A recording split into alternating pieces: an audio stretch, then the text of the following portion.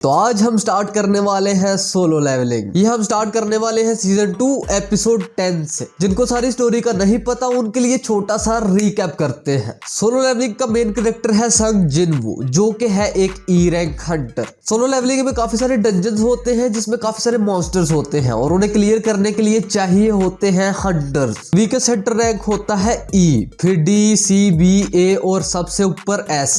और हमारा लड़का संग जिनवू है ई रैंक हंटर या मेन कैरेक्टर। एक बार किसी का रैंक डिसाइड हो जाए तो उसे बदला नहीं जा सकता, लेकिन किसी किसी की रीअवेकनिंग होती है, बट वो भी इतनी बड़ी नहीं होती कि ई से डायरेक्ट एस। लेकिन हमारे लड़के संग जिनवू को डबल डेंजर क्लियर करने के बाद एक सिस्टम मिलता है जो उसे पावर अप करवाता है। संग जिनवू लेवल अप कर सकता है जो कोई और हंटर नहीं कर सकता। वो डंजन्स में जाता है, उन्हें क्लियर करता है। संग जिनवू के पास मोस्ट टेरिफाइंग और सबसे बड़ी जो पावर है वो है शेडो आर्मी क्रिएट करना। मींस कि वो किसी भी डंजन या मॉन्स्टर को क्लियर करता है तो वो उसका शेडो एक्सट्रैक्ट कर सकता है और उसे अपनी बातें बनवा सकता है। और वो ये सब कर रहा है अपनी मदर को बचाने के लिए और इस पॉइंट तक वो उसे बचा भी लेता है। And he is declared as S rank hunter. अब जो सबसे बड़ा आर्क आने वाला है वो है जीजू आइलैंड आर्क, जहां पे कुछ आंट मॉन्स्टर्स रहते हैं। देखने से कोरिया के पास सबसे कम और वीकेस्ट हंटर्स हैं। टॉप पे होता है जापान और चाइना। तो कोरिया और जापान एक अलायंस बिठा लेते हैं कि हम जीजू आइलैंड को क्लियर करने वाले हैं अपने टॉप लेवल हंटर्स को लेकर। और ये पॉइंट है जहां पे हंटर्स एक दूसरे से मिल रहे हैं। गोटो ryuji जो जापान के हंटर्स का हेड है वो एक फ्रेंडली बैटल रखता है 4 hunters from Korea and 4 hunters from Japan. मजा आने वाला है। बाय द वे ये सारे हंटर्स एस रैंक होने वाले हैं। कोरिया की साइड पे है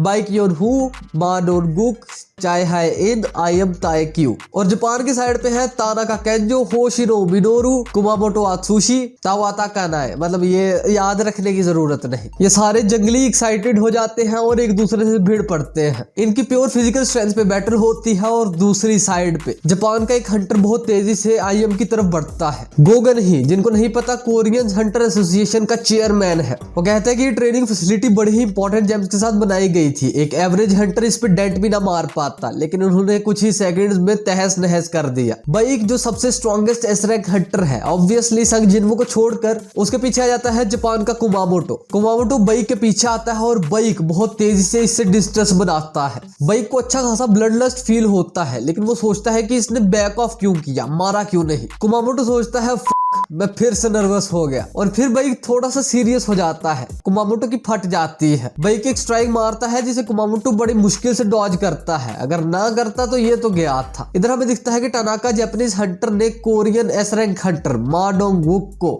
हरा दिया। दूसरी साइड पे भी जापानीज हंटर भारी पड़ रहा है और ये जो दो हरा के आए हैं और एक जो बाइक से लड़ रहा था, ये तीनों मिलके बाइक के खिलाफ हो जाते हैं। और एक हंटर को तो हम भूल ही गए, चाय हाय इन। ये बड़ी पावरफुल एस रैंक हंटर है और ये अगली को काफी ज्यादा टफ टाइम देती भी है। चाय हाय इन का निकनेम डांसर भी है क्योंकि इसके moves it seems like dance. ये एक स्ट्राइक मारती है और बहुत ही तेजी से पीछे आके एक फैटल टच देती है, मतलब ये जीत गई। फिर ये बढ़ने लगती है बाइक की तरफ, लेकिन कुमामोटो इसके पीछे आ जाता है। बाइक उन दोनों को संभाल रहा है। कुमामोटो कहता है कि उन दोनों को मैं उसके लिए छोड़ देता हूँ, तुझे तो मैं संभाल लूंगा। और फिर इसकी कुछ ऐसी हालत होती है, देखने वाले हैरान हो जाते हैं कि एक सेकंड में 10 या 14 ब्लोज उस बेचारे ने कैसे रोकना था। कुमामोटो पागल हो जाता है और इसके टीममेट से हमें पता चलता है कि जब ये पागल होता है तो अपने टीममेट्स को भी मारने लग जाता है। कुमामोटो जमीन पे पंच मारता है, एक शेक होता है। चाय हाय इन कहते हैं कि ये तो बहुत तेज है। कुमामोटो बिल्कुल चाय हाय इनके मुंह के सामने है। ये किक मारता है और गैस व्हाट, हमारा लड़का संग जिनवू बीच में एंट्री मार देता है। वो उसका पैर इतना कैजुअली पकड़ता है, डैम। वेल कुमामोटो को अच्छा तो लगा नहीं तो वो इस पे भी पड़ जाता है और संग जिनवू पकड़ के लिटा लेता है। गोटो ryuji इन सारों को देख रहा है और वो कहता है ये मूव। और फिर वो अपने असिस्टेंट से कंफर्म करता है कि ये लड़का संग जिनवू एक मेज टाइप हंटर ही है ना। अब जिनको नहीं पता, मेज टाइप हंटर एक लॉन्ग डिस्टेंस हंटर होते हैं। इनकी फिजिकल एबिलिटीज या कॉम्बैट स्किल्स इतनी ज्यादा नहीं होती। ये ज्यादातर डिपेंड करते हैं मैजिक पे या लॉन्ग रेंज अटैक्स पे। वेल असिस्टेंट इसे कंफर्म करते हैं कि हाँ वो एक मेज टाइप हंटर ही है, एटलीस्ट सोर्सेज तो यही कहते हैं।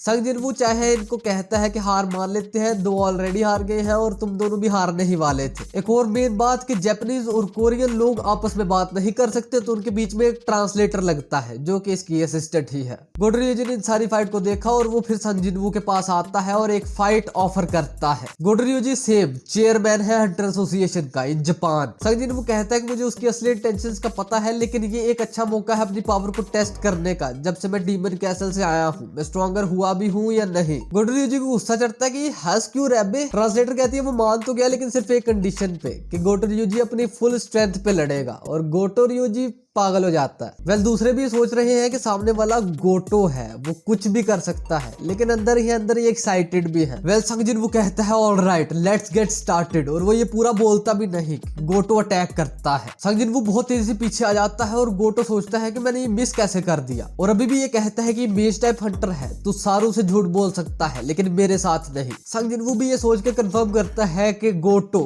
दूसरे एस रैंक हंटर से काफी ज्यादा स्ट्रॉन्ग है, लेकिन जो इसके साथ जीजू आइलैंड पे होने वाला है ना, बस देखते जाओ। गोटो अपनी पूरी पावर से अटैक्स कर रहा है और संगजिन वो मजे मजे में डॉज कर रहा है। गोटो को और ज्यादा गुस्सा चढ़ता है। दूसरे ये देख रहे हैं और कह रहे हैं कि गोटो सीरियस हो रहा है और जितने फास्ट ये मूव्स हैं हम तो इसे ट्रैक भी नहीं कर सकते। एक्चुअली संगजिन वो गोटो को और ज्यादा उकसा रहा है कि वो और ज्यादा मारे। जोंगिन जो कि एक एस रैंक हंटर है कोरिया का, वो भी आ जाता है और इसको देखने लग जाता है। गोटो अपने अटैक्स को फेंकता है, संगजिन वो इसे डॉज करता है। अब गोटो सोचता है कि मैंने अगर फुल स्ट्रेंथ यूज ना की तो मैं तो इस बच्चे से हार जाऊंगा, और वो अपना पूरा इरादा बना लेता है इसे मारने का। संगजिन को एक छोटा सा स्क्रैच पड़ता है। सिस्टम उसे बताता है कि कोई इमेंस ब्लड लस्ट वाला उसके करीब है। गोटो उसे एक अटैक मारता है और संगजिन इसे पकड़ लेता है। गोटो की फटी पड़ी है कि ये कैसी स्ट्रेंथ है, वो मेरी रिस्ट भी तो पकड़ सकता था, उसने मेरा हाथ ही क्यों पकड़ा। संगजिन को इसकी समझ तो नहीं आती, लेकिन वो कहता है कि अगर मैं तेरी रिस्ट पकड़ लेता ना तो ये मैच यहीं पे खत्म हो जाता, और तू ये नहीं चाहता। इन दोनों का एक इमेंस सोरा निकलता है। ये दोनों एक दूसरे की तरफ बढ़ते हैं और बीच में दूसरे एस रैंक हंटर्स आके इस लड़ाई को रुकवा देते हैं। बैगजिन उसे कहता है कि तेरी मेहरबानी, उसने जापानीज हंटर्स को लीड करना है कुछ दिनों में। चाहेन कहती है कि अगर उसे कुछ हो गया तो हम लीड नहीं कर पाएंगे, तो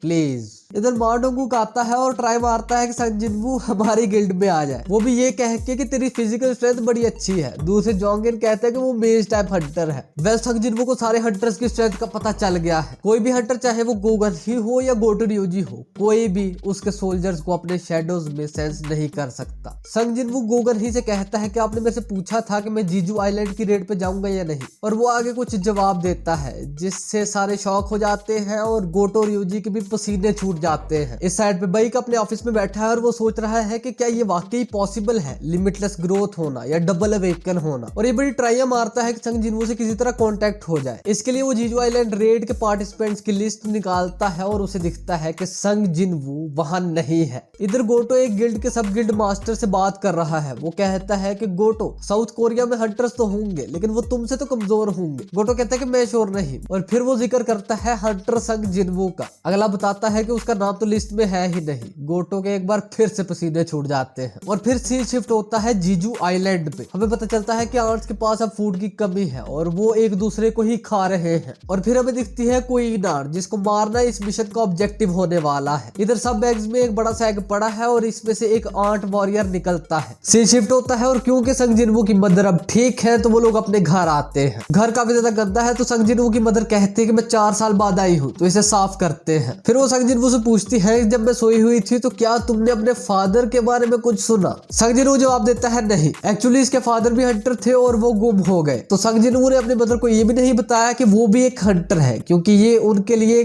ठीक बात नहीं। टीवी पे ब्रॉडकास्ट हो रहा है कि आर्ट्स दिन ब दिन बढ़ते जा रहे हैं। एक नॉर्मल आर्ट एक नॉर्मल इंसान से इतना ज्यादा बड़ा है और अब तो वो इतने इवॉल्व हो रहे हैं कि वो ह्यूमंस की तरह खड़े भी हो सकते हैं, और बाकी जो 4 पैर बच गए उनको भी यूज कर सकते हैं एज हैंड्स। उसके अलावा उनके पास उड़ने की स्पेशल एबिलिटी तो है ही। हमें पता चलता है कि इस रेड के लिए उन हंटर्स ने भी ज्वाइन किया है जो कि रिटायर हो चुके थे। मतलब ये रेड काफी ज्यादा इंपॉर्टेंट होने वाली है और सारे संजिनवू का पूछ रहे हैं और इसने ज्वाइन नहीं किया। लेकिन नहीं, हमारा लड़का एंट्री मारेगा। सारे उसे हेट कमेंट्स दे रहे हैं लेकिन संजिनवू को फर्क नहीं पड़ता। वो अपने दोस्त के ऑफिस जाता है और ये लोग सोच रहे हैं एक अपनी गिल्ड बनाने का। गिल्ड मतलब ऑर्गेनाइजेशन जिनके अंडर हंटर्स काम करते हैं। तभी उसका दोस्त उसे बताता है कि तुमसे एक फॉरेनर मिलना चाहता था जो की इंग्लिश बोलता है वो 17 सितंबर तक यहीं पर है, तो उससे कांटेक्ट कर लेना। तभी संग जिनवू कुछ होता है और वो कहता है रुको मुझे अपने घर जाना पड़ेगा, और वो शैडो एक्सचेंज एबिलिटी को यूज करता है। संग जिनवू की जगह आ जाता है एक शैडो, और शैडो की जगह संग जिनवू। हमें दिखता है एक जंगली जानवर जिसने एक लड़की को पकड़ा हुआ है, पता नहीं लूटना चाहता है या क्या करना चाहता है। तभी उसके पीछे संग जिनवू आ जाता है और वो कहता है कि मैं क्यूरियस हूँ, तुम ऐसा क्यों कर रहे हो। वो कहता है तू मुझे अब लेक्चर देगा है,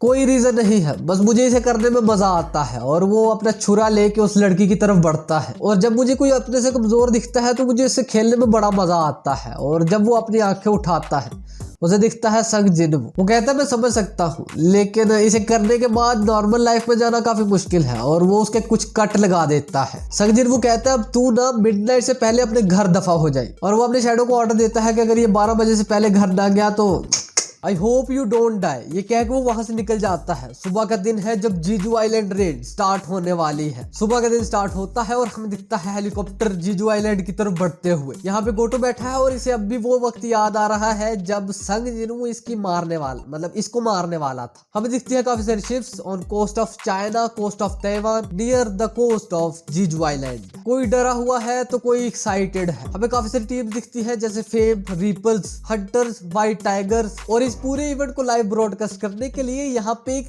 कैमरामैन भी आया है या ऑन दिस डेंजरस रेड। वो बाइक से हाथ मिलाता है और कहता है कि तुम लोगों को टेंशन लेने की जरूरत नहीं है, अगर कोई गलती शलती हुई तो 10 मिनट्स का डिले है, हम वो कट कर देंगे। बाइक कहता है कि मुझे यकीन नहीं होता कि कैमरामैन इतने डेंजरस डंजन में आ रहा है, पता नहीं गोगन ही चेयरमैन क्या सोच रहे हैं। कैमरामैन कहता है कि देखने से लगता नहीं, लेकिन मैं एक ए रैंक हंटर हूँ, तो आप लोगों को टेंशन लेने की जरूरत नहीं है। और ये होने भी पहली बार वाला है कि एक एस रैंक रेड को सारे नॉर्मल लोग देख सकेंगे, और ये रेड इतनी ज्यादा इंपॉर्टेंट है कि अगर ये लोग यहाँ पे हार गए तो कोरिया गया। हमें दिखता है यहाँ पे एक और हंटर हीलर जिसका नाम है बेओगू, और ये रिटायर्ड है लेकिन ये आया इस रेड पे। चाहे पूछती है कि भाई सर क्या आपने संग जिनवू को कॉन्टेक्ट किया। भाई कहता है नहीं, क्यों। सर कहती है कुछ नहीं। Red is officially started. Japanese hunters जीजू आइलैंड पे पहुंच जाते हैं। यहाँ पे इन्हें कुछ आर्ट्स दिखते हैं जो एक दूसरे को ही खाते हुए मर गए। यहाँ पे इन्होंने अपने टीम्स को कुछ नाम दिया है जैसे अल्फा, ब्रेवो, चार्ली, डेल्टा। ये रेड स्टार्ट होती है, काफी बड़े बड़े ब्लास्ट होते हैं, एक बहुत ही मैसिव अमाउंट में आर्ट्स निकलते हैं और हेलीकॉप्टर्स की तरफ बढ़ते हैं। जोंगिन पिछला गेट खोलता है और कहता है इन्हें तो मैं देख लेता हूँ। वो फ्लेम स्पीयर अटैक करता है, लेकिन इन आर्ट्स को कुछ भी नहीं होता। वो सोचता है कि मुझे पहले पता था इतने अमाउंट के फ्लेम से इनका कुछ नहीं होने वाला। और फिर वो कहता है कि हेलीकॉप्टर थोड़ा सा शेक करेगा लेकिन पकड़ के रखना, और एक बहुत बड़ा फ्लेम तैयार करके इनकी तरफ मारता है। जोंगिन कहता है कि आर्ट्स ने इवॉल्व तो किया है पिछली बार से, और फिर वो नीचे उतर आता है। वो जमीन पे उतरता है, यहाँ पे भी काफी सारे आर्ट्स हैं, उसका ऑरा इमिट हो रहा है। ये बहुत बड़े बड़े एक्सप्लोजन करता है और रास्ते को साफ कर देता है, और फिर ऊपर ऑर्डर देता है कि तुम लोग भी नीचे आ जाओ। जापानीज हंटर सिर्फ 1 घंटे तक आर्ट्स को संभाल के रख सकते हैं, तो उसके बीच ही इनको केव के अंदर जाना पड़ेगा और क्वीन आर्ट को मार के वापस भी आना पड़ेगा। हमें दिखता है कि कोरियन एस रैंक हंटर्स भी जमीन पे उतर आए हैं। वेल जीजू आइलैंड आर्क ऑफिशियली स्टार्ट हो चुका है, और ये one of the most famous arc है सोलो लेवलिंग का। आगे हमें काफी चीजें देखने को मिलेंगी, तो अपडेट रहने के लिए सब्सक्राइब जरूर कर लेना। वीडियो पसंद आए तो कर दो लाइक और शेयर। मैं मिलता हूँ तुम लोगों से अगली वीडियो में, तब तक के लिए